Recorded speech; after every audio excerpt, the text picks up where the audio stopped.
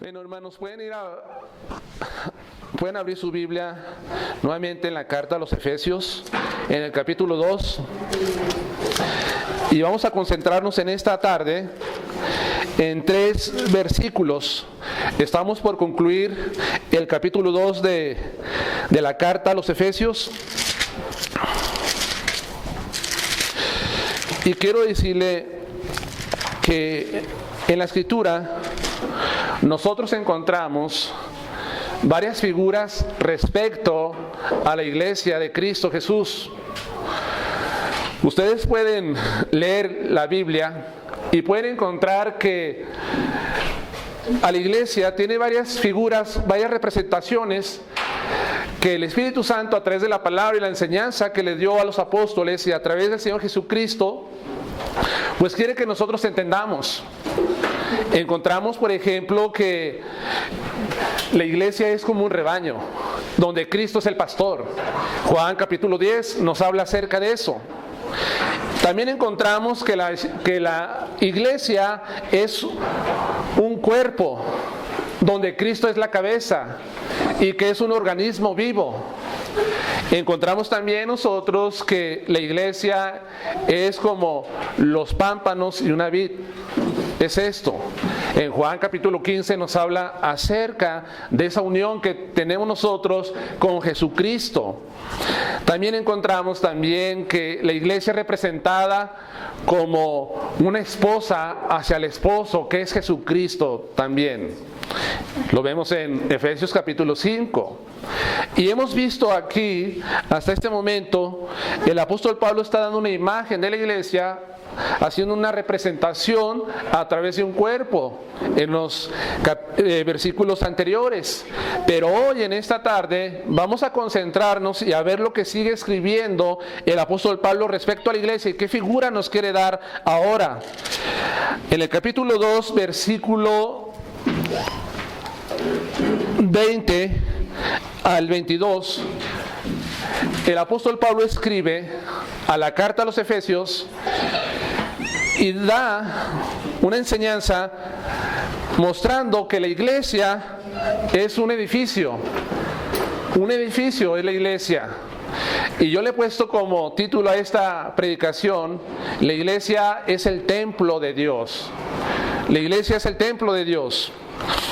Dice la Escritura en el versículo 20, versículo 22, de esta forma: edificaos sobre el fundamento de los apóstoles y profetas, siendo la principal piedra de ángulo Jesucristo mismo, en quien todo edificio bien coordinado va creciendo para ser templo santo en el Señor, en quien vosotros también sois juntamente edificados para morada de Dios en el Espíritu. Hermanos, el apóstol Pablo dice que la iglesia es como una estructura, es como un edificio. Y quiero empezar a hablarles yo acerca del primer punto que les quiero compartir: que toda estructura, todo edificio, pues tiene un fundamento. Esta casa que nosotros, en la que estamos reunidos en esta tarde, pues tiene un fundamento, ¿no es verdad? Toda estructura tiene que empezar así, con un fundamento. Si ustedes van a construir, o los que están construyendo alguna casa, algún edificio, algún salón, ¿qué es con lo que deben de empezar primero? ¿Qué crees que es lo que debemos de poner primero, hermana Dulce? Dice nuestra hermana, un cimiento, por supuesto, pues la palabra fundamento es cimiento. ¿Qué utilizan aquí los constructores o los albañiles como cimiento? ¿Qué es lo que ponen? ¿Cómo? Tienen piedras, ponen rocas, dice esta argentina. Eso es lo que tienen que poner ese fundamento primero, para que a través de ese fundamento pues se construya todo lo que viene después. Ahora, Yo me he fijado muchas veces que hoy los constructores pues ya no usan roca o ya no usan piedras como cimiento. Si ustedes van a las constructoras donde están haciendo nuevos fraccionamientos, se van a dar cuenta que ellos ponen como una plancha y ponen una plancha, ponen varilla, un armazón y luego le ponen cemento. Yo me imagino que estos arquitectos o ingenieros pues han estudiado bien el terreno, donde ellos ven que la superficie, el terreno es duro y que no va a tener ningún problema después en el futuro. No creo que ellos vayan a poner una plancha en un terreno flojo. ¿Qué va a suceder después? Pues el cuarto, la casa se va a agrietar, se va a partir y va a tener muchos problemas así. Bueno, pero todos los que han construido su casa, pues han puesto un fundamento en ello. Han puesto ese cimiento, han puesto esas piedras, lo han compactado con cemento, cal, arena, etcétera. ¿Para qué? Para que esté bien sólido. Así empieza una construcción, una estructura. Entonces, la iglesia como un edificio, también nos dice el apóstol Pablo que tiene un fundamento, la iglesia. Ahora, ¿cuál es ese fundamento que tiene este edificio? La iglesia. Dice nuestra hermana que es Cristo. Exactamente, es Cristo. Voy a hablar un momento acerca de eso. Pues el fundamento que nos está llevando aquí también el apóstol Pablo, está diciendo que nosotros debemos de ser edificados. Recuerde que la palabra edificar es construir sobre o encima de algo.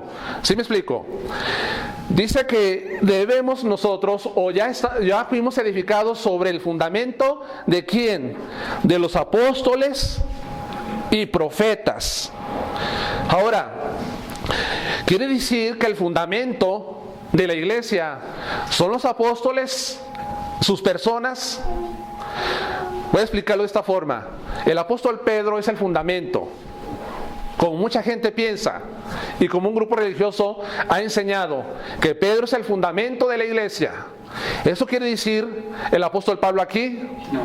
Quiere decir que Juan, Tomás, Bartolomeo, Felipe, ellos son sus personas son el fundamento en los cuales se cimienta la iglesia, el edificio de Dios. Por supuesto que no. Ellos no son el fundamento en sus personas. Entonces, si Pedro no es el fundamento, si ni Juan, ni Pablo, ni Bartolomeo, ni Felipe, etcétera, Tomás, son ellos este fundamento, entonces ¿a qué se está refiriendo el apóstol Pablo cuando dice que nosotros debemos de ser edificados sobre ese fundamento? Bueno, hermanos, quiero decirles algo. El fundamento de los apóstoles y profetas, entonces, es la enseñanza de ellos. La enseñanza tanto de apóstoles como profetas. Apóstoles, ya los conocemos nosotros, los 12 apóstoles del Señor Jesucristo, los profetas del Nuevo Testamento, porque los profetas del Antiguo Testamento no tenían mucha idea acerca de la iglesia, era algo desconocido para ellos. El apóstol Pablo más adelante en algunos versículos escribe esto. Entonces, ese fundamento es la enseñanza, pero enseñanza respecto a quién. Pues la enseñanza respecto a la persona de Jesucristo. Es Jesucristo mismo el fundamento. ¿Quién es Jesucristo, hermanos? ¿Qué enseñaron los apóstoles? ¿Quién era Jesús en cuanto a su persona? ¿Quién era Él? ¿Era un ángel? ¿Eso dijeron ellos? Era el Hijo de Dios, dice nuestra hermana. Ellos no dijeron que era el ángel Gabriel, tampoco.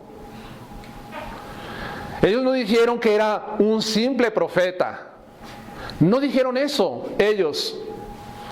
De hecho, cuando Cristo les pregunta a ellos, ¿quién dicen los judíos? ¿Quién soy yo? Algunos le dicen a Cristo, unos dicen que tú eres Jeremías, o que eres un profeta de la antigüedad que ha resucitado. Unos dicen que eres esto, unos dicen que eres aquello.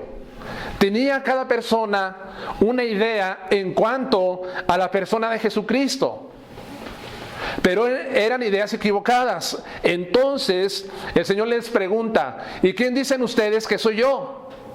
Si a mí me preguntan, y si a ti te preguntan, ¿quién es Jesús? ¿Qué le voy a contestar? Nuestra hermana decía, es el Hijo de Dios. Jesucristo es el Hijo de Dios, Jesucristo es el enviado, Jesucristo es el Mesías, Jesucristo es Cristo, Jesús es Cristo. Eso le voy a contestar. Pedro le dice al Señor, tú eres el Hijo del Dios viviente. Eso le contestó él. ¿Y qué le dice el Señor? Bienaventurado, Pedro, porque nadie te lo reveló carne ni sangre, sino mi Padre que está en el cielo. Esa era una verdad fundamental, y en esta verdad fundamental es en la cual nosotros como iglesia hemos sido edificados y construidos, de que Jesucristo es el Hijo del Dios viviente. Y ellos entendían aún más profundo acerca de esto. Ahora, hermanos, es bien importante pues la enseñanza fundamental de los apóstoles y profetas. Ahora, ellos enseñaron respecto a Cristo también. Ahora, ¿qué enseñó Jesús? ¿Ustedes saben la enseñanza de Jesucristo? ¿La sabemos nosotros? ¿Nosotros hemos sido edificados? ¿Sabemos sus enseñanzas, hermanos? Cristo habló muchas cosas. Cristo enseñó muchas verdades que nosotros vemos en los evangelios y que vemos descifrado o explicado en las cartas de los apóstoles. Cristo enseñó muchas cosas. Encontramos en la Escritura discursos de Cristo, encontramos parábolas de Cristo, encontramos conversaciones de Cristo con algunos personajes en aquel entonces. Cristo enseñó mucho, hermanos. Enseñó sobre el divorcio, enseñó sobre el perdón, sobre el amor, enseñó sobre la oración, enseñó muchas cosas. Toda la enseñanza de Cristo la encontramos nosotros en los evangelios. Ya no tenemos nosotros por qué andar buscando por otras partes a ver si podemos nosotros tener nuevas revelaciones y que nos enseñe la Escritura cosas nuevas que las revelaciones nos enseñen cosas nuevas acerca de Jesucristo. Ya está todo aquí. Hay un compendio que son los evangelios, todo registrado acerca de las enseñanzas de Jesús. Todo está aquí, hermanos. Todo está escrito. Ahora, ellos también enseñaron en cuanto a la obra de Cristo Jesús. Ya he visto que enseñan en cuanto a su persona, quién era Él, en cuanto a sus enseñanzas y en cuanto a la obra que Cristo vino a hacer a este mundo. ¿Qué vino a hacer Cristo a este mundo, hermanos? Vino a salvarnos. ¿Vino de vacaciones Él a este mundo? No, Él vino con un propósito muy especial, que era redimirnos, reconciliarnos, justificarnos delante de Dios, salvarnos a nosotros y darnos vida eterna. A eso vino Jesús. Esa es la obra que ellos enseñaron a los demás y que establecieron, que la obra de Cristo es suficiente para nosotros, para salvación. Nada más, hermanos, nada más. Ahora, es muy interesante porque el fundamento, no son ellos el fundamento, es la persona de Cristo, sus enseñanzas y su obra. Dice el apóstol Juan, en la primera de Juan, capítulo 1, versículo 1 al 3, dice lo siguiente: lo que era desde el principio, lo que hemos oído, lo que hemos visto con nuestros ojos, lo que hemos contemplado y palparon nuestras manos tocante al verbo de vida, porque la vida fue manifestada y la hemos visto y testificamos, damos testimonio y os anunciamos la vida eterna, la cual estaba con el Padre y se manifestó. Lo que hemos visto y oído, eso os anunciamos, para que también vosotros tengáis comunión unos con otros, y nuestra comunión verdaderamente es con el Padre y con su Hijo Jesucristo. ¿Qué es lo que decía el apóstol Juan, aquí en estos versos? Que lo que vimos, lo que oímos. ¿Qué oyeron ellos, hermanos? ¿Qué oyeron? las verdades y la enseñanza de Jesucristo. Eso escucharon ellos, y eso mismo que escucharon es lo mismo que establecieron y transmitieron y enseñaron a los demás discípulos. Ellos fueron testigos presenciales de Jesucristo, y podemos nosotros descansar en esto, de que podemos confiar en estos testigos. También dice la Escritura lo que hemos visto. ¿Qué vieron ellos?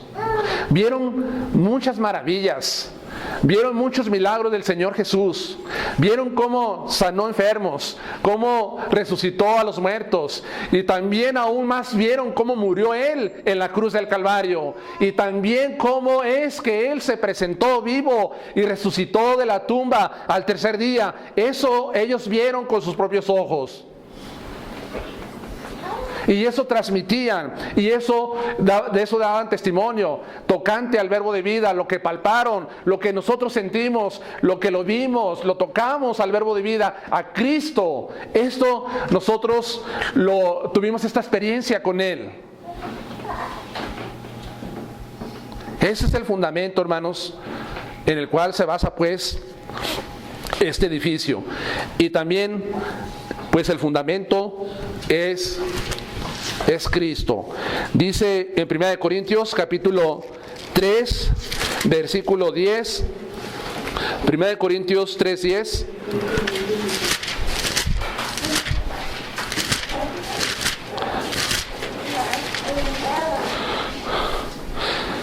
Primera de Corintios 3:10. Antes de esto, hermanos, quiero comentar algo de lo que está diciendo anteriormente. Es la enseñanza, la enseñanza y la obra de Cristo, su persona también, en lo cual se estructura la iglesia. Testigos presenciales. Estaba yo leyendo un libro que se llama El caso de Cristo, escrito por ¿cómo se llama? Lee Strobel, escrito por él. Y hay muchas personas que dicen que Jesucristo fue un personaje ficticio, que no tiene ninguna referencia histórica de que realmente Él haya existido en este mundo. Y entonces dice, un científico que está a favor de la creación y a favor de lo que enseña la Escritura, dice, pues si Jesús no fue real, yo tengo que adorar al que creó cierto personaje tan extraordinario. ¿Sí me explico? O sea, ¿por qué es tan extraordinario el personaje de Cristo que de veras, si se tratara de escribir algo acerca de Él, no podría una persona escribir esto como si escribiera una novela? Jamás, hermanos. Entonces nos basamos nosotros en este fundamento de quién es Jesús. Dice aquí 1 Corintios 3 versículo 10: conforme a la gracia de Dios que me ha sido dada, yo como perito arquitecto puse el fundamento. El apóstol Pablo está diciendo que él está poniendo el fundamento. Él no es el fundamento. Y otro edifica. Pero cada uno mire cómo sobre edifica. Porque nadie puede poner otro fundamento, otro cimiento, otra base que el que ya ha sido puesto. ¿Y cuál es el fundamento que ha sido puesto? El cual es Jesucristo. ¿Qué estaba pasando en este tiempo de los Efesios? Recuerden que Dios une al judío y al gentil y los hace uno. Entonces los judíos, ellos venían de una religión que nosotros conocemos como el judaísmo. Y los gentiles pues venían de prácticas paganas y místicas y muchas cosas por el estilo. ¿Qué podría haber? ¿En qué podrían ellos errar o empezar a poner un fundamento que no fuera Cristo? Bueno, había peligros para esto. ¿Por qué? Porque nosotros vemos en las Escrituras que los judíos, algunos que habían creído en Cristo, que empezaron a enseñar. Empezaron a enseñar en cuanto a la ley y querían imponer a otros creyentes gentiles cosas que la ley enseñaba, como te tienes que circuncidar aparte de creer en Cristo para ser salvo. Si no te circuncidas, no eres salvo. Y tienes que guardar el sábado para que puedas agradar a Dios y para que puedas tener la salvación. Y tienes que hacer esto, y tienes que guardar las fiestas, la fiesta de los tabernáculos, la fiesta de la Pascua, etcétera. Muchas cosas empezaron a hacer estos judaizantes. Y sin embargo, al hacer esto, estaban poniendo, aparte de Cristo, otro fundamento. Y la Escritura no permite eso. Dios no permitió eso. Que dice Gálatas capítulo 1, del versículo 1 al 9, que si alguien nos predica un evangelio del cual se ha dicho y sea diferente, que sea anatema. Aun si un ángel del cielo baja y se manifiesta y se le aparece a fulano, a sutano, y le empieza a decir cosas y le empieza supuestamente a revelar cosas que no concuerdan y no van en sintonía con la palabra de Dios, entonces ese ángel no es de Dios, es un demonio. ¿Sí me explico? Ahora, no solamente esto, hermanos, se corre el riesgo de poner un fundamento del cual ya ha sido puesto, que es Cristo, sino que también la Escritura nos enseña que, hermanos, hay tantas personas que ponen fundamentos, aparte de Cristo, que está basado en ¿qué? En las tradiciones de los hombres. Por ejemplo, Colosenses capítulo 2, versículo 8, dice lo siguiente: mirad que nadie nos engañe por medio de filosofías y huecas sutilezas, según las tradiciones de los hombres, conforme a los rudimentos del mundo y no según Cristo. En Colosenses estaba dando muchas cosas. Había culto a los ángeles. Estaban diciendo que Cristo no era suficiente para la salvación, que tenían que hacer algo aparte de eso para poder ser plenos.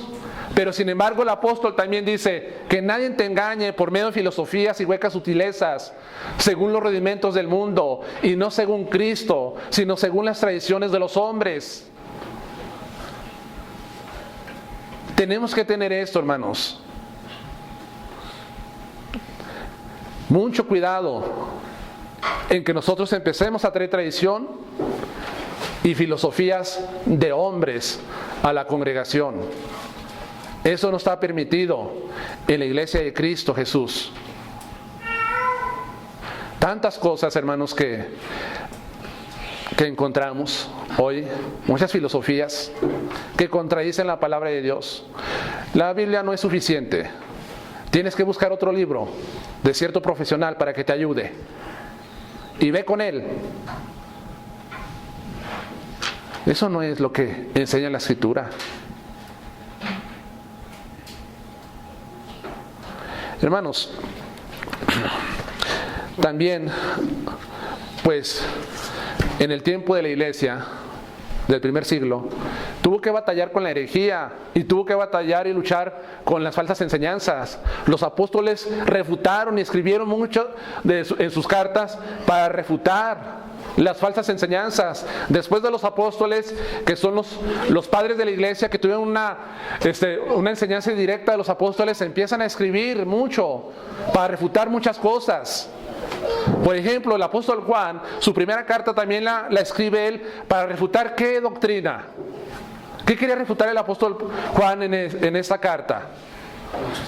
El gnosticismo, porque estaba queriéndose poner otro fundamento, el cual ya había sido puesto, que era Cristo, y el gnosticismo estaba enseñando falsas doctrinas, falsas enseñanzas. Como ejemplo, uno de ellas, Jesucristo no era real, solamente era un espíritu que parecía real. ¿Sí me explicó? Por eso el apóstol, lo que palparon nuestras manos, lo contemplamos. Pues el cuerpo es el asiento del mal. Si ustedes hacen toda clase de pecado, no importa, porque llega a su cuerpo, pero no contamina el espíritu. Eran libertinos, tenían una vida de libertinaje y enseñaban muchas cosas así por el estilo. Sin embargo, aquí está el apóstol refutando esos fundamentos que no son verdaderos. Entonces, nosotros como iglesia debemos de ser fieles, leales a lo que ya está escrito en la palabra de Dios. A esto, hermanos, tenemos que mostrar fidelidad a la doctrina de ellos. Por ahí escuché esta semana que hay hombres que empiezan a venir a la iglesia y después ya están metidos en la dianética. Ya escucharon y ya andan escuchando que Dios es un extraterrestre y andan de aquí para allá buscando tantas cosas. ¿Por qué? Porque no son fieles ni leales a lo que ya está escrito aquí en la palabra de Dios. Pero la iglesia se establece, hermanos, en este cimiento, en este fundamento, la verdad bíblica. Cristo es ese cimiento sólido, hermanos, por el cual se sostiene toda la iglesia. Ahora, también nos dice aquí la Escritura, volviendo a Efesios, vamos allá, que esta estructura tiene una piedra principal. En el versículo 20 dice: edificado sobre el fundamento de los apóstoles y profetas, siendo la principal piedra de ángulo Jesucristo. ¿Qué quiere decir esto, hermanos? Que Jesucristo es la principal piedra de ángulo y que Cristo es la misma piedra angular. Todas las estructuras, hermanos, antiguas tenían esto en sus construcciones: una piedra principal o una piedra angular, o también algunas construcciones modernas tienen. Ahora, ¿qué significa de que Cristo es la piedra angular? ¿Qué significa esto? Bueno, piedra angular es la piedra o es la esquina que se pone en una esquina extrema. Esta piedra se ponía de tal forma que diera apoyo o unión a los dos muros con los cuales estaba relacionada. ¿Sí me explico? Voy a explicarlo de esta forma con estas ilustraciones. La parte inferior de un edificio, esta estructura cuadrada, aquí tenemos un salón. Empezamos por este lado y ponemos una piedra aquí en la esquina para que esa piedra una este muro y también este muro, ¿sí? Los unifique. Esa es lo que debemos de entender en una estructura cuadrada, para que una los dos extremos. Ahora, esto habla de que Cristo es la unión perfecta entre judíos y gentiles, y que esto lo hace por medio de Él. Y esto se lleva a cabo en la iglesia, hermanos, la unión. Por eso vuelvo a decir yo, en Cristo no hay enemistades, ni tanto raciales, como decía nuestro hermano. En Cristo somos unidos unos a otros, estamos unidos. Llega una familia, llega otra familia, nos identificamos rápidamente porque tenemos algo en común, que es la unidad en Cristo Jesús. Y pareciera, hermanos, no les ha pasado a ustedes que si ustedes conocen a algún hermano o alguna hermana, rápidamente se identifican como si estuvieran unidos ya de mucho tiempo atrás, como si ya tuvieran años, 15 años conociéndose? ¿Qué es lo que hace posible esto? La unidad que tenemos en Cristo Jesús. Esto algo en común. Esa es una piedra angular. Ahora, también estaba viendo yo acerca de una piedra en un arco. O sea, esta piedra es clave en un arco. Ustedes han visto los arcos, ¿cómo están?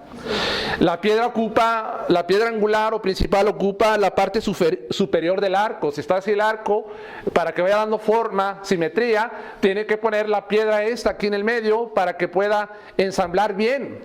Esto es lo que pasa, que da soporte a las otras piedras. ¿Qué significa eso? Da a entender que Cristo es prominente en la iglesia y también es indispensable. Sin Cristo, todo el edificio, si Cristo es quitado, todo se derrumba. Si nosotros sacamos a Cristo de aquí, de este lugar, esto se va a derrumbar, hermanos. Cristo es el que da soporte, es el que tiene un lugar muy especial aquí. Y es indispensable Cristo Jesús. Por eso siempre nuestro mensaje, nuestra predicación tiene que ser cristocéntrica. Siempre tenemos que estar hablando de Cristo. Siempre tenemos que mencionar a Cristo en nuestra enseñanza, en nuestra predicación. Siempre en esto. ¿Para qué? Para que la iglesia de Cristo quede con ese soporte. ¿Ustedes creen que hay congregaciones donde Cristo ya no es preeminente? ¿Donde Cristo ya no tiene el primer lugar? ¿Donde Cristo ya pasó al segundo término? Escuchen una predicación solamente de algunos en el internet. ¿Cuántas veces mencionan a Cristo Jesús? ¿Cuántas? Cristo no está en medio de esas iglesias. Cristo no es principal, no es prominente, ni es indispensable para ellos. ¿Qué es indispensable para ellos?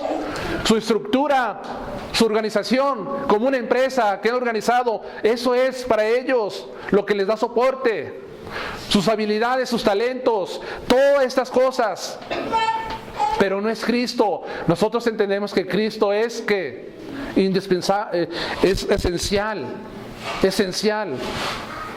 para la iglesia, Jesucristo el Señor. Ahora también podemos entender piedra angular como la piedra culminante de una pirámide. Si te pones, Sara, a hacer una pirámide así con piedritas, ¿por dónde empiezas? ¿Por arriba? Sí. ¿Así? ¿Se puede? Por abajo. Vas poniendo piedras, le vas dando figura, le vas dando diseño, pero si no pones la piedra final, ¿está la figura terminada? ¿Está el diseño terminado? Por supuesto que no. ¿Qué nos enseña esto, hermanos? Que Cristo ocupa el lugar más alto en la estructura y es la única que puede dar diseño y forma a la pirámide, en este caso. Así, hermanos, si Cristo está encima, esa piedra superior, nos habla también que Cristo es la cabeza de la iglesia. ¿Quién es la cabeza de la iglesia? Cristo. ¿Es el pastor cabeza de la iglesia? No. ¿Los líderes son cabeza de la iglesia? Nadie. ¿Cabeza de la iglesia es un hombre vestido de blanco para algunos? No. Cabeza de la iglesia es Cristo. Y es el que da ese diseño y esa forma, y también como cabeza de la iglesia, Cristo es el que tiene la autoridad suprema, hermanos. Cristo es la autoridad suprema en la iglesia, no es ningún hombre. Nadie más.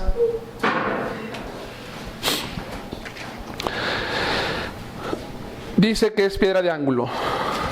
Acompáñenme a ver unos versículos de la Escritura que se encuentran en Hechos 4, versículo 11. Dice Pedro ante el concilio, Hechos 4, versículo 11: este Jesús es la piedra reprobada por vosotros los edificadores, la cual ha venido a ser cabeza de ángulo. ¿Qué quiere decir reprobada? Cuando Cristo vino a este mundo hace 2000 años, dice la Escritura en Juan capítulo 1 versículo 12, que a los suyos vino. Aquí vino al pueblo judío, y los suyos que no le recibieron, lo reprobaron, lo rechazaron a esta piedra que es Cristo, lo rechazaron. Y dice aquí el apóstol: reprobada por vosotros los edificadores, ha venido a ser cabeza de ángulo, y en ningún otro hay salvación, porque no hay otro nombre bajo el cielo dado a los hombres en que podamos ser salvos. El pueblo judío, como nación, rechazaron a Cristo, menospreciaron esa piedra. Individualmente muchos creyeron en Él, pero no como nación. A los suyos vino y los suyos no lo recibieron. Ahora también hay otro pasaje en Primera de Pedro, capítulo 2, versículo 6. Primera de Pedro 2, 6 dice: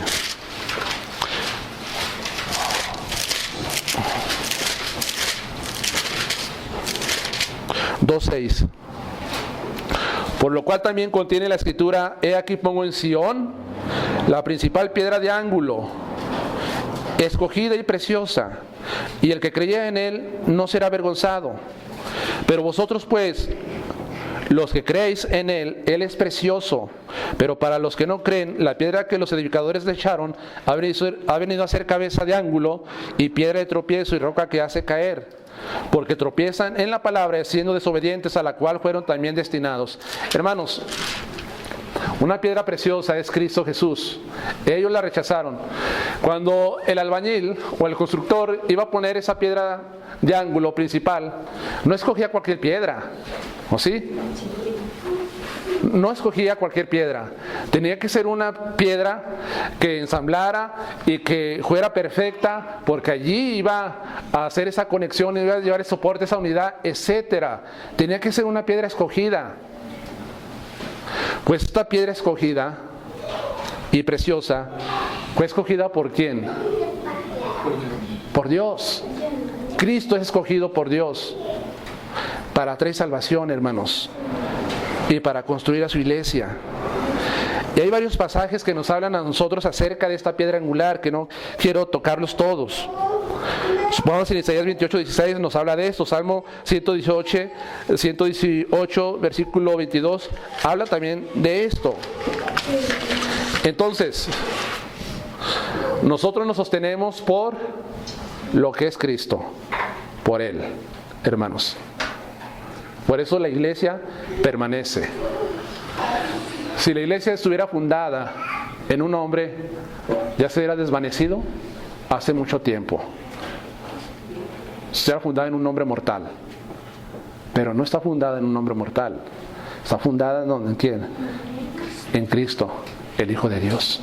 Por eso la iglesia va a permanecer. Por eso Cristo dice: las puertas del Hades no van a prevalecer, no van a vencer con la iglesia. Hasta que Él venga, la iglesia va a existir, porque Él es el que la sostiene. Ahora, este edificio, hermanos, volviendo a Efesios capítulo 2, nos habla de dos características que contiene el edificio. Dice el versículo 21: en quien todo el edificio bien coordinado va creciendo para ser un templo santo en el Señor. ¿Qué nos habla de esto? Nos dice que este edificio está bien coordinado. ¿Qué quiere decir bien coordinado? Es una característica que tiene. Quiere decir, hermanos, que las partes del edificio, las demás piedras, están bien colocadas y unidas estrechamente. Está bien ensamblado. ¿Sí me explico? El edificio no nomás se compone de la base y la piedra angular, sino que se compone de varios elementos más, de varias piedras, para entenderlo. Entonces, lo que nos quiere decir, hermano Turín, es que el edificio, que es la iglesia, tiene una unidad muy estrecha. Está todo perfectamente en su lugar. Esa es la idea que quiere transmitir el apóstol Pablo. Nosotros los creyentes, ¿qué somos? Somos piedras, por eso dice que hemos sido edificados, construidos. Somos piedras. A veces la gente no entiende el concepto de la iglesia. ¿Qué comúnmente se escucha? Quiero que aprendamos esto. Voy a la iglesia. ¿Y la gente qué piensa o qué imagen le viene cuando dice la iglesia? Un recinto. Un recinto, un inmueble, las paredes, esto es. Porque venimos de una enseñanza donde se nos enseñó así: ve a la iglesia y apaga el cigarro porque estás pasando enfrente de la iglesia, y no digas palabras enfrente de la iglesia. Así se nos enseñó. Y pensamos nosotros que la iglesia es el recinto, es el inmueble. Y no es cierto, hermanos. La iglesia, ¿quién son? Somos nosotros, es usted, soy yo soy una piedra, usted es una piedra integral en este cuerpo que es la iglesia de Jesús. Somos nosotros, dice la Escritura, que somos piedras vivas. En la primera de Pedro, capítulo 2, versículo 5, nos dice: vosotros también, bueno, le voy a dar al 4 y al 5, acercándonos a Él, piedra viva, desechada ciertamente por los hombres, mas para Dios escogida y preciosa. Vosotros también, como piedras vivas, ¿qué somos? Vivas. ¿O somos? Vivas. Dice: sé edificados como casa espiritual, sacerdocio santo, para ofrecer sacrificios espirituales aceptables a Dios por medio de Jesucristo. Soy una piedra viva. Soy parte de esta construcción. Soy parte de esta casa espiritual. En otras palabras. Entonces, hermano Jaime, si nosotros estamos allá en el cerro, hasta menos arriba, podemos decir: ¿allá está la iglesia? ¿Estamos allá? Sí, reunidos nosotros ahorita. Podemos decir, allá en el cerro, allá está la iglesia. Sí. O alguien puede decir: ¿dónde está la iglesia? Que hoy no vino, pero que va a llegar tarde, que nos vamos para allá, para el cerro. Puede decir: allá está la iglesia. Sí, ¿por qué? Porque con nosotros somos la iglesia. Nosotros somos las piedras vivas. Y nos podemos reunir ¿dónde? En cualquier lugar. Por eso, yo les quiero decir algo, en mi opinión personal. Yo no estoy muy de acuerdo en que algunos hagan construcciones grandes o edificios grandes y les pongan todas las comodidades y le pongan todo lo que sea cómodo, etcétera, departamentos, muchas cosas que le pongan a un edificio. ¿Por qué? Porque yo soy del entendimiento que dice la Escritura que eso no es la iglesia, sino que la iglesia somos nosotros. Y podemos estar en un salón, y podemos estar en el cerro, en el monte, en la playa, donde usted quiera. Podemos estar en la casa de fulano, en la casa de sutano. Allí está la iglesia. ¿Por qué? Porque ahí están las piedras vivas.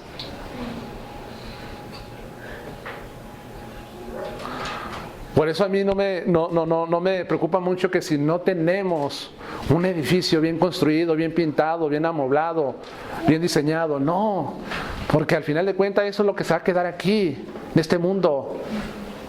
Y al final de cuentas ni siquiera le pertenece a la iglesia, le pertenece al gobierno. Somos nosotros la iglesia, hermanos, de Dios, somos piedras vivas. Ahora, algo que también vemos nosotros en esta estructura, volviendo a Efesios, dice en el versículo 21 está bien coordinado. ¿Y qué sucede con esta estructura? Hay unas palabras, dice que va creciendo para ser un templo santo. Entonces quiere decir que es una estructura, es un edificio que va en crecimiento. Va creciendo.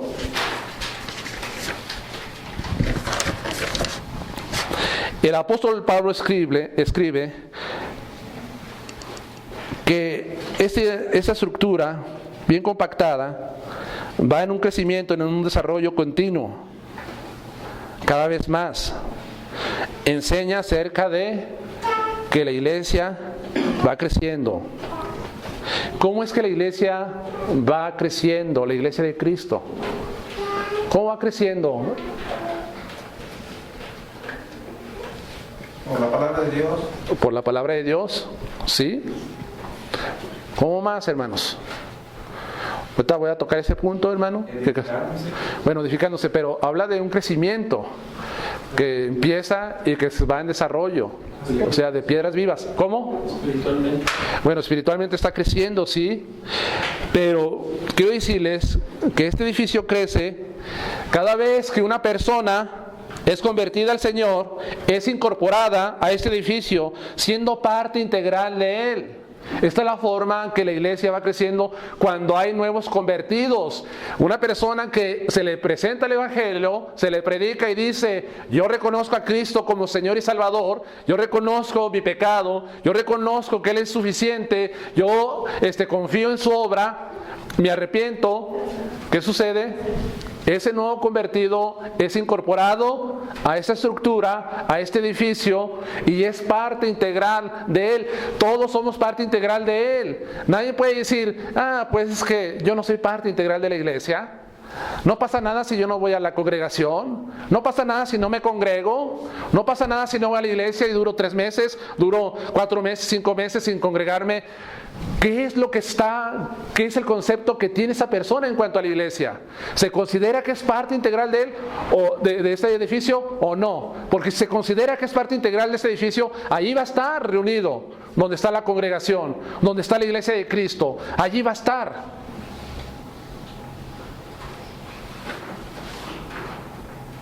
¿Cuántas personas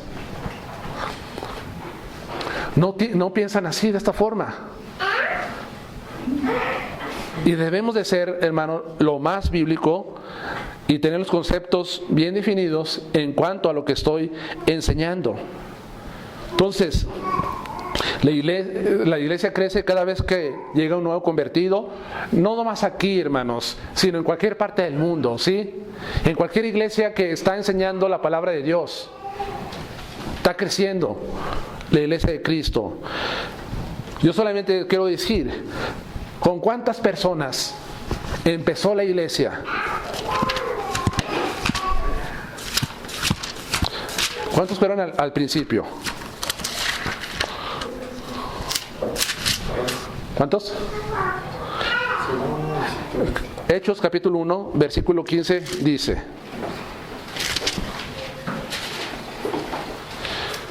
y en aquellos días Pedro se levantó en medio de los hermanos, y los reunidos eran como 120 en número. Eran como, no está dando un número exacto, preciso, con exactitud. Está, hermanos, diciendo que eran como 120, podían ser más de 120, ¿no? Entonces, pero vamos a decir que eran 120 al principio. Después de que el Espíritu Santo llega en el capítulo 2 y se manifiesta en esa celebración que tenían los judíos en cuanto a la fiesta de las cosechas o del Pentecostés, y el apóstol Pablo predica el Evangelio, ¿a cuánto ascendió? ¿A cuánto se multiplicó? Hechos 2, versículo 41 dice: así que los que recibieron su palabra fueron bautizados. Fíjese, los que recibieron su palabra fueron bautizados, y se añadieron aquel día, ¿como cuántos? Como 3,000. Podrían ser más de 3,000 también, ¿verdad? Pero si ponemos así 120 y 3,000, ya, ¿cuántos son? 3,120, por así decirlo. Creció. Estaba creciendo el edificio, la iglesia, por supuesto que estaba creciendo. En Hechos 6, versículo 7, nos dice también lo siguiente. Hechos 6, versículo 7. Y crecía la palabra del Señor, y el número de los discípulos se multiplicaba grandemente en Jerusalén. También muchos de los sacerdotes obedecían la fe. Dice que el número de los discípulos crecía. Grandemente se multiplicaban. Esto sucedía. Cuando usted vino a Cristo y se arrepintió, la iglesia tuvo un crecimiento. Cuando usted se arrepintió y confió en el Señor Jesús. Ahora, el Señor busca que su iglesia siga creciendo, ¿no? Busca que la iglesia siga creciendo. Y este crecimiento es a nivel mundial, pero también tiene que ser a nivel local. ¿Sí me explico? Nosotros debemos de procurar y ser diligentes y fieles en seguir compartiendo la palabra de Dios. ¿Para qué? Para que la iglesia siga en ese crecimiento. No nos debemos nosotros de conformar solamente con los 15 o los 20 o los 30 o los 50 que somos. Tiene que ir creciendo la iglesia. Recuerdo que estaba en la otra iglesia y ya eran como 50 y un hermano dijo: hermano, es que más vale que seamos poquitos que seamos muchos, porque si somos muchos hay muchos problemas. Mejor poquitos pero seguros. Le digo, quítese ese concepto de su mente, de su corazón. Esto no es lo que Dios piensa. Dios dice que su iglesia tiene que ir creciendo cada vez más. Y se tienen que ir añadiendo más aquellos que han confiado en Cristo Jesús. Eso debemos de buscar nosotros. El crecimiento de la obra de Dios. ¿Cuál es la obra de Dios? La obra de Dios es la iglesia del Señor. Esa es la obra.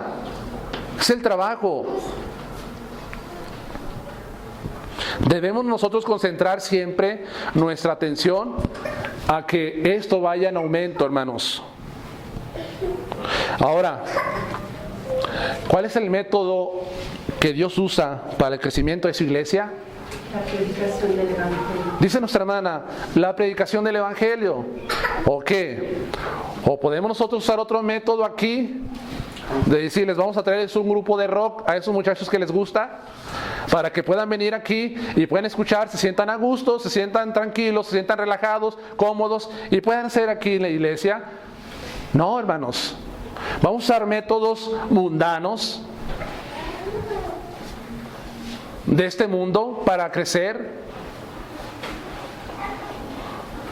No. Tiene que ser a través de ¿qué? De la predicación del Evangelio. Corintios capítulo 1. 1 Corintios 1, versículo 21. Dice: pues ya que la sabiduría de Dios el mundo no la conoció, no conoció a Dios mediante la sabiduría, agradó a Dios salvar a los creyentes. ¿Por cuál método? La locura de la predicación. La locura de la predicación. Parece que es una locura cuando estamos predicando y proclamando a Cristo allá afuera con nuestros familiares o amigos.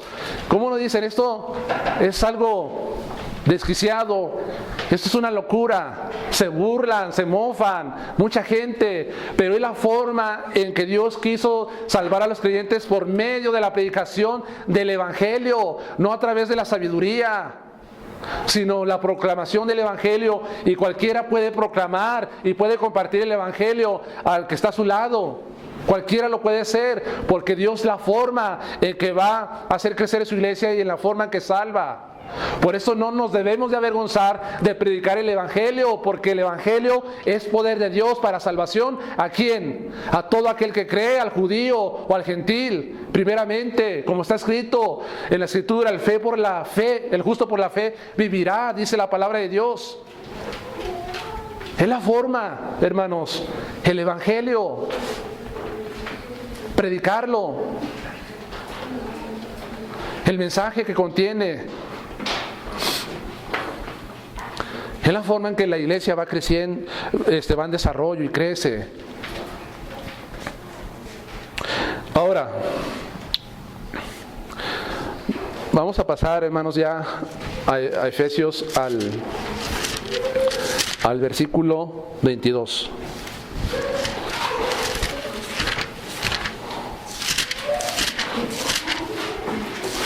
Alguien dijo que si alguien gana con métodos mundanos a las personas, lo tiene que mantener todo el tiempo con métodos mundanos, porque siempre están exigiendo algo más y algo nuevo. Pero si los ganas con la predicación del Evangelio y con el Evangelio, siempre van a estar con el Evangelio, sin necesidad de métodos mundanos. El versículo 22 de Efesios 2, 22 dice: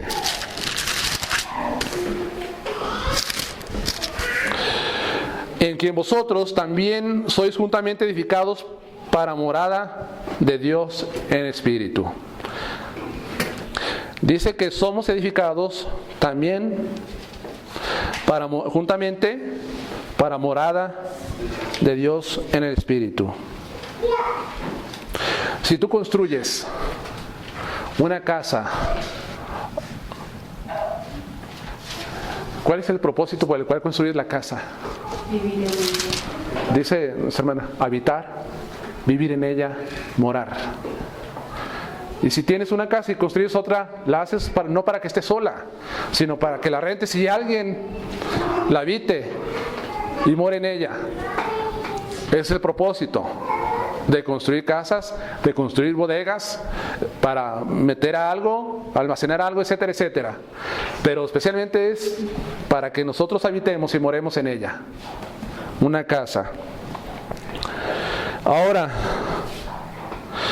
quiero llevarlo rápidamente a un recorrido por el Antiguo Testamento, hermanos, porque esto es muy importante lo que voy a decir. En el Antiguo Testamento nosotros vemos que la presencia de Dios estuvo en medio de su pueblo. Y estuvo en medio de su pueblo, y de tal manera que Dios, Jehová de los ejércitos, mandó construir algo. Éxodo 25, versículo 8. Dice, Éxodo 25, versículo 8: y harán un santuario para mí y habitaré en medio de ellos, conforme a todo lo que yo te mostré, el diseño del tabernáculo y el diseño de todos sus utensilios, así lo harás. En el versículo 8 dice, y harán un santuario, ¿para quién? Para Dios. ¿Y para qué lo quería Dios? Para habitar en medio de quién? De su pueblo. Que su presencia estuviera allí, tener comunión con su pueblo. Hasta este tiempo de la historia, Dios no tenía un tabernáculo, no tenía un santuario. El santuario, el tabernáculo, recuerden que se vino a edificar una vez que los judíos salieron de Egipto y anduvieron por el desierto. La palabra tabernáculo, ¿qué significa? Tienda, morada, tienda portátil. ¿Sí? Eso significa. Entonces quiere decir que cuando Dios manda construir, allí estaba la presencia de Dios en medio de ellos. en el tabernáculo, y Dios les dio instrucciones que tenían que poner un atrio, tenían un lugar santo y un lugar santísimo. Dios les dijo eso, que hicieran, y lo tenían que hacer de acuerdo a lo que Dios había dicho, no como a ellos se les ocurriera y como ellos pensaran que estaba bien. Era conforme al modelo que Dios dice. Y en el tabernáculo, si allí estaba la presencia de Dios, ¿qué sucedía en ese tabernáculo? En el tabernáculo se manifestaba la gloria de Dios, su gloria magnífica. Siempre hubo una manifestación de Dios en ese tabernáculo. Dice Éxodo, versículo 40-34, le voy a dar lectura. Dice: entonces una nube cubrió el tabernáculo de reunión, y la gloria de Jehová llenó el tabernáculo, porque allí estaba la presencia de Dios. Y su gloria llenó este tabernáculo. Y no podía Moisés entrar en el tabernáculo de reunión, porque la nube estaba sobre él, y la gloria de Jehová lo llenaba. Y cuando la nube se alzaba del tabernáculo, los hijos de Israel se movían de todas sus jornadas.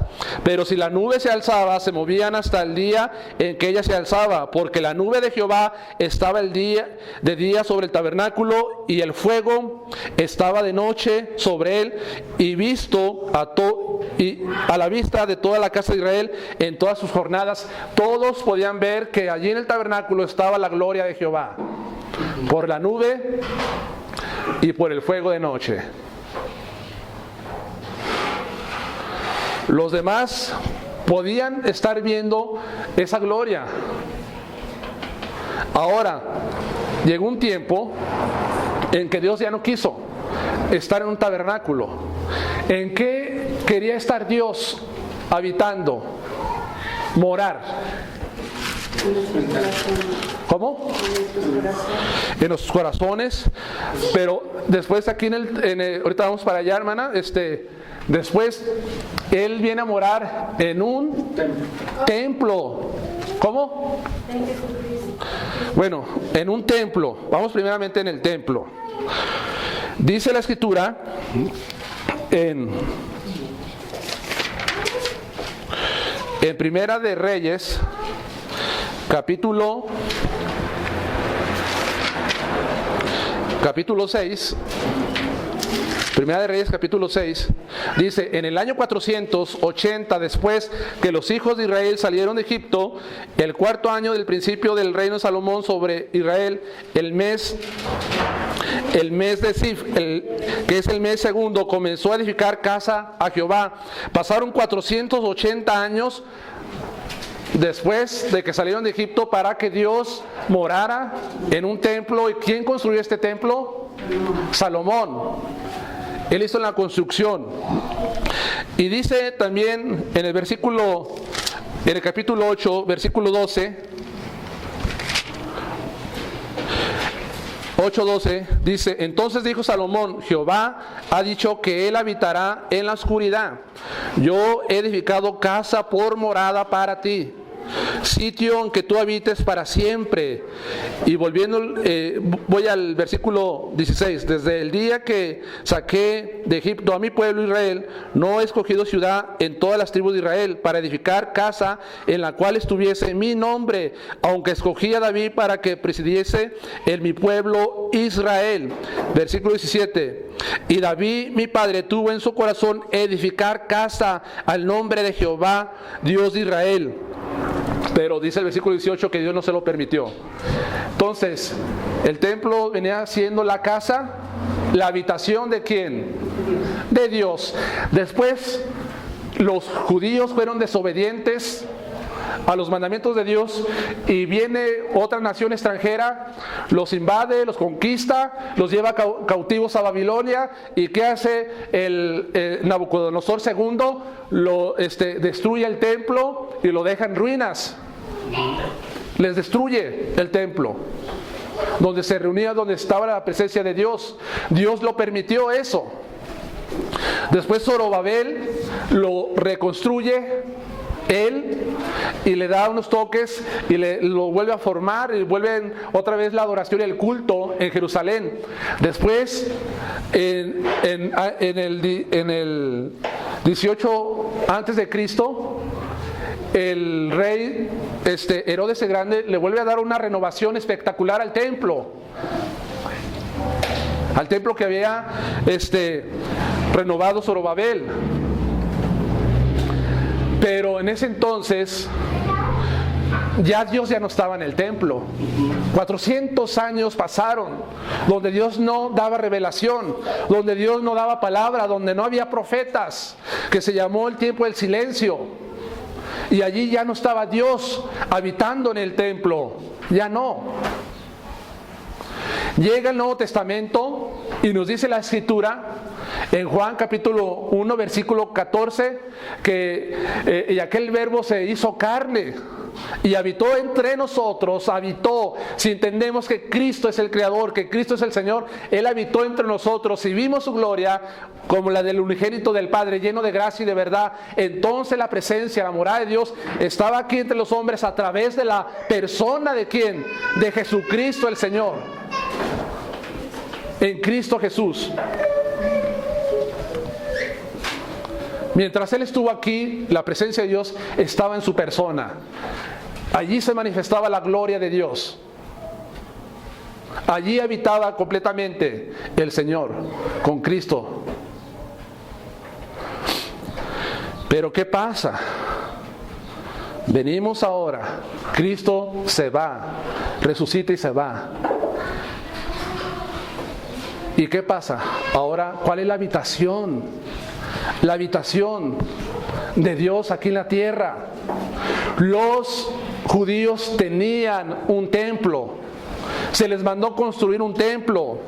Pero ¿qué dice el apóstol Pablo en este versículo 22 de Efesios?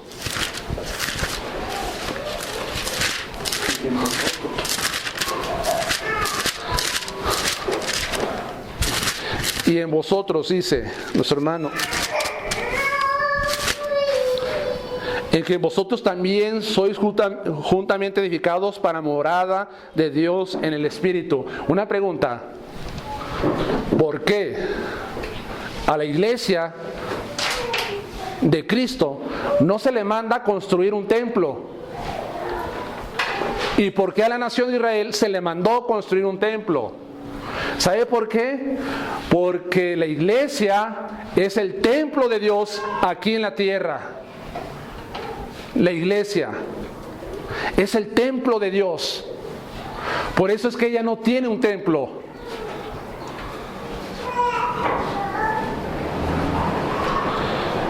Y ese templo que es la iglesia es para morada de Dios en el Espíritu.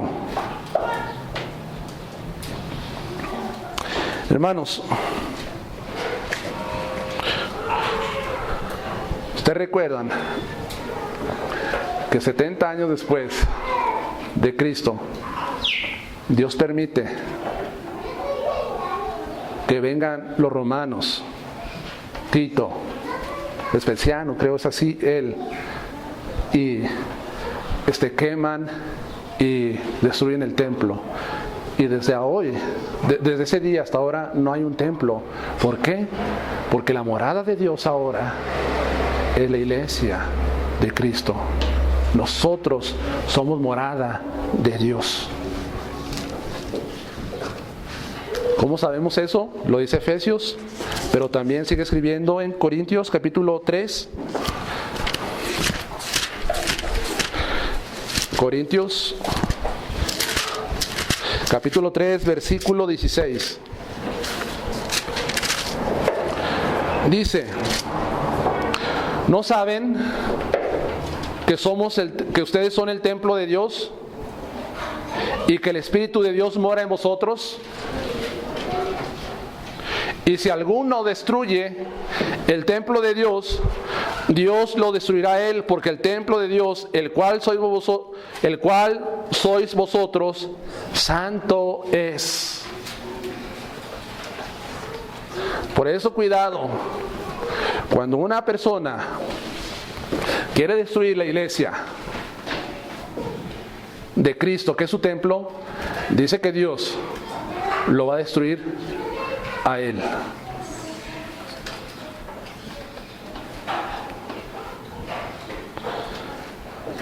Y también sigue diciendo en Corintios 6,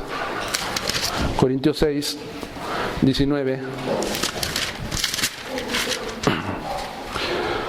¿o ignoráis que vuestro cuerpo, ahora está hablando individualmente al creyente, en capítulo 3 está hablando colectivamente a la iglesia local, dice: ¿o ignoráis que vuestro cuerpo es templo del Espíritu Santo, en el cual está en vosotros, el cual tenéis de Dios, y que no sois vuestros?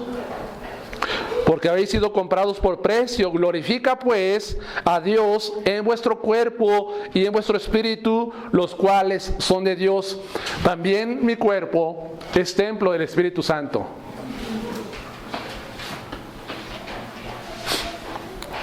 Por eso tengo que tener cuidado.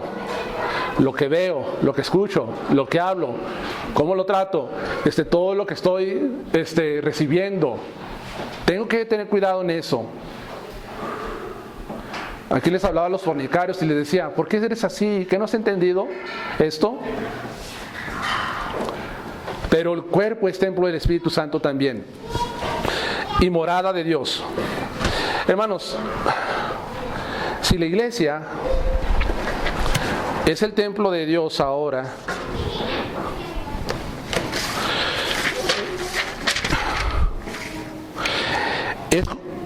es construido este templo con el propósito donde Dios quiere tener comunión con su pueblo, y este es el lugar donde Dios manifiesta su presencia y su gloria, hermanos. Cristo dijo: he aquí estoy con vosotros todos los días hasta el fin del mundo, con su iglesia. Pero quiero terminar con esto. Si los santos del Antiguo Testamento se alegraban y anhelaban la habitación de Dios, su presencia, su gloria, ¿sí lo hacían así ellos? ¿Si anhelaban su presencia? ¿Si anhelaban la comunión con Dios? ¿Si anhelaban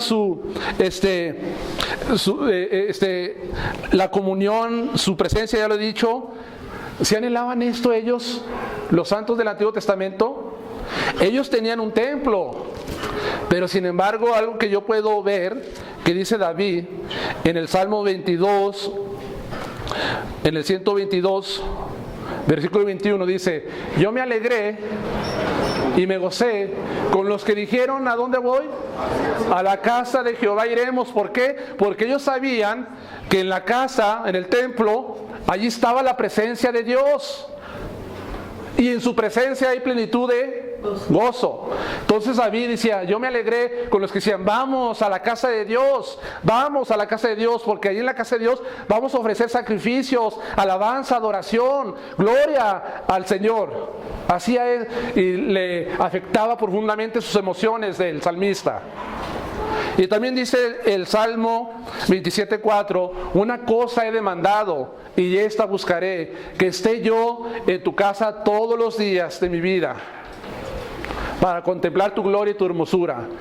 Era la petición del rey David, decir, que esté en la casa de Jehová todos los días, en el templo del Señor. Esa era su petición. Hermanos, ¿y por qué ahora muchos menosprecian? Ahora que somos el templo de Dios, la iglesia, menosprecian la iglesia. No quieren congregarse en la congregación, no quieren reunirse, no quieren ser parte del cuerpo de Cristo Jesús. ¿Por qué ese desprecio ahora? ¿Y por qué no podemos tener esa misma actitud que tenía el salmista de alegrarse de estar en la presencia de Dios? ¿Por qué no sucede lo mismo con muchos de los cristianos ahora?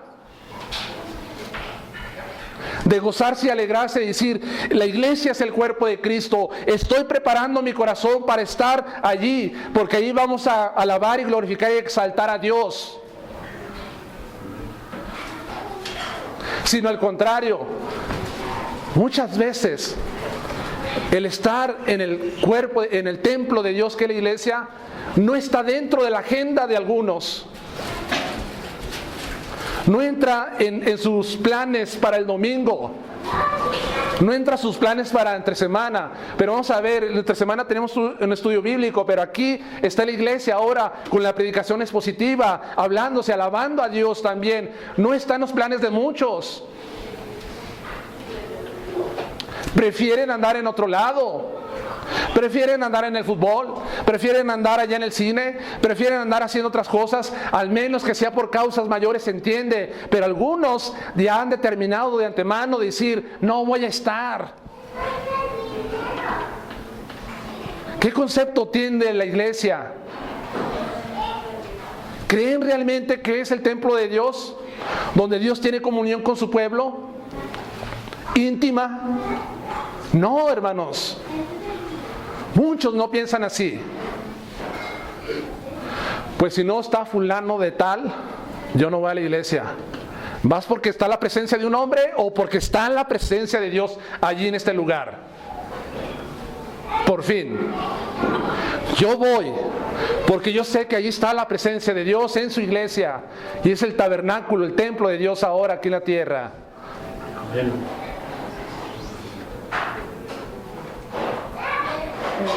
Eso es lo que debe y debemos de entender nosotros, hermanos.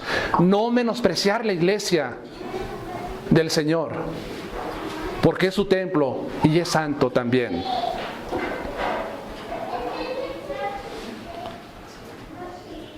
Que el Señor les bendiga, hermanos. Termino.